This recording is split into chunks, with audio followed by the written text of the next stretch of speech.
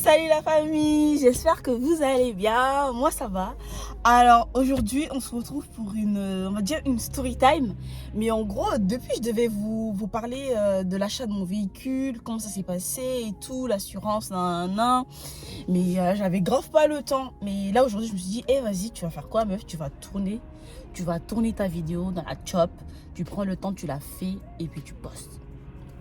En gros, le premier véhicule qu'on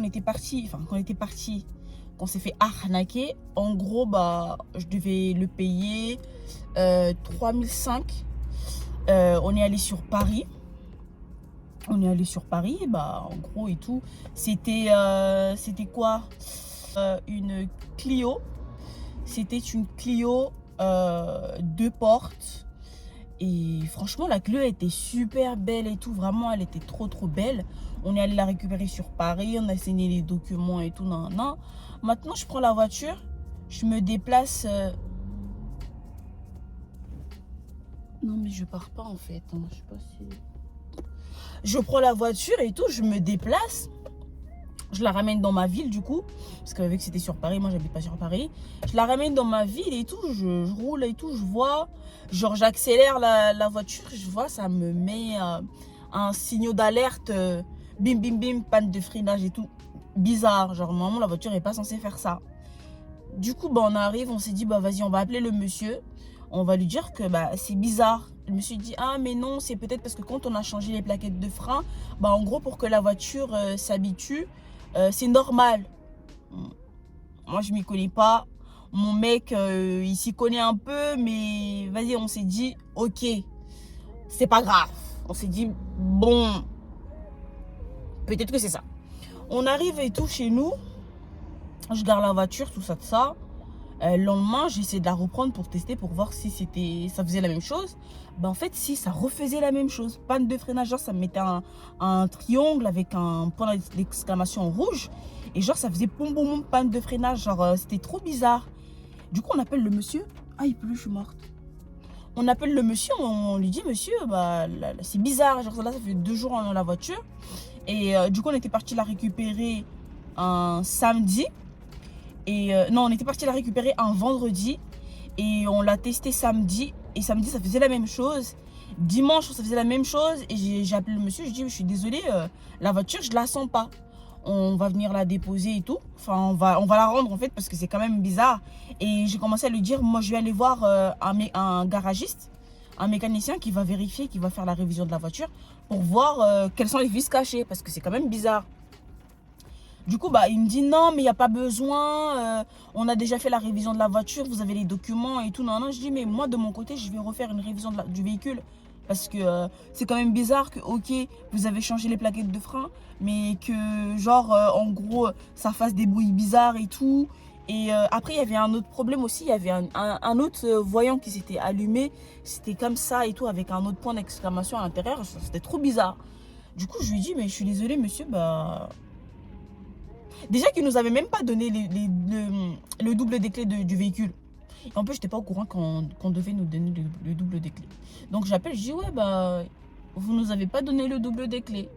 Il dit mais oui, en fait, c'est parce qu'on n'a pas eu le temps de le refaire et tout, non. Je dis en fait, en gros, là, vous me dites que ouais, le double clé, vous l'avez pas fait. Le véhicule, faut pas que j'aille faire la révision. Et quand je vous dis que je vais faire la révision du véhicule, vous me dites ah non, mais en fait madame, j'ai oublié de vous prévenir, les pneus arrière, parce qu'il savait très bien que j'allais trouver des vis cachées, hein. Le pneu arrière ne correspond pas, ne sont pas neufs. Ils sont pas neufs, sont d'occasion et ça correspond pas vraiment au véhicule, mais c'est des pneus, vous inquiétez pas, ça fait l'affaire et tout. Moi, je paye 3500 € pour que mon pneu fasse l'affaire. Quand je vais conduire là et que il va m'arriver un truc, tu crois que dans ma tête, je vais me dire ah mais non, les pneus font l'affaire. Non.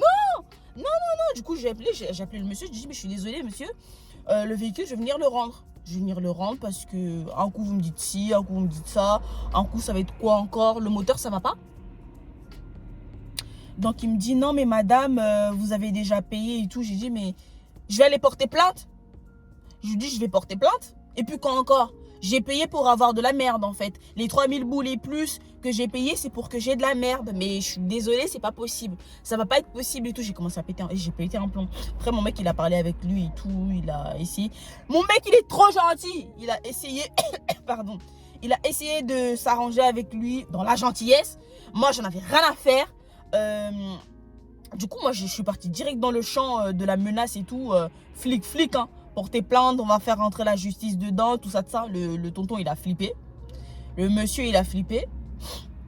Il a dit, bon, bah écoutez, si vous ne le sentez pas et tout, c'est pas grave. Venez, on vous rend l'argent. Parce qu'en fait, c'était un chèque de banque. Parce qu'il voulait pas faire il voulait pas d'espèces, il voulait pas de virement. Et moi non plus, je voulais pas donner en espèces. J'ai préféré genre chèque de banque. Je suis allée et tout. Et il m'a dit non mais le chèque je l'ai pas encore déposé. Donc vous pouvez venir récupérer tout ça de ça.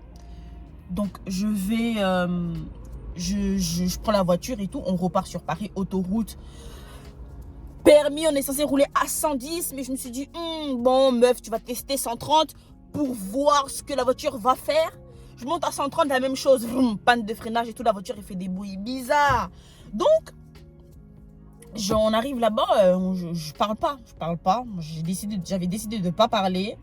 J'avais décidé, je m'étais dit, vas-y, c'est mon mec qui va parler. Il va tout faire. Il va combiner avec lui parce que moi, si je parle, ça va partir en... Déjà, tu veux m'arnaquer et puis quand encore? Ouais, du coup, bah, on est parti, on a rendu la voiture. On a récupéré, chèque de caution, ça j'ai récupéré mon argent. Quelques temps après, bah, j'ai trouvé une autre voiture et franchement, top. Et puis, bah, du coup, j'ai acheté une Citroën C3. Vraiment, ma titine est trop mignonne, elle est vraiment belle. Et roule bien et tout. Je pense que je vais la garder 2-3 ans, après je vais changer. J'ai envie de me prendre une Peugeot 208 ou... ouais, une Peugeot 208, j'aime trop, elle est trop belle. Pour le moment et tout, je vais rester sur la Citroën parce qu'elle est vraiment confortable à conduire. C'est un truc de ouf. Donc, assurance, là, actuellement, je suis chez la Massif. Je paye 133 ou 34 euros. En gros, allez, on arrondit 130 euros. Je la paye 130 euros par mois. J'ai pris le tiers plus. Tout risque, tout englobé dedans. Au cas où il m'arrive un pépin, je suis protégée. Au cas où il arrive un pépin à quelqu'un, je suis protégée. Bon, il n'arrivera rien, mais on ne sait jamais. Mais bon, d'ici là, j'ai pas fait d'accident, pas d'accrochage. Dieu merci, que Dieu continue à me protéger comme ça. Mais franchement, quand les gens disent que ouais, quand tu as ton permis, tu es jeune conducteur et tout, tu vas faire des accidents, tu vas rayer ta voiture, tu vas t'accrocher à quelqu'un. C'est faux. Tout dépend de la personne. Moi, je me suis jamais accroché à quelqu'un, jamais rayé ma voiture, jamais tapé quelque part. Je roule normalement comme on m'a appris et je vois pas pourquoi je devrais rayer ma voiture parce que je suis jeune conductrice ou jeune conducteur. Non. Donc franchement, c'est du mytho, hein. Si vous roulez bien et vous roulez correctement, à part s'il y a quelqu'un qui vous rentre dedans parce que c'est un malade, ouais. Mais là, il n'y a pas de raison à ce que vous rayez votre voiture. Achetez une bonne voiture. Moi, j'ai acheté une bonne voiture et depuis, je ne me suis pas fait trier. Et j'ai pas rayé ma voiture. Donc, voilà. C'était une petite vidéo et tout pour vous raconter mes péripéties par rapport aux voitures. Voilà la fin de cette vidéo, la famille. Je vous laisse vous abonner, partager. On se retrouve à la prochaine. Tchuss, tchuss, tchuss.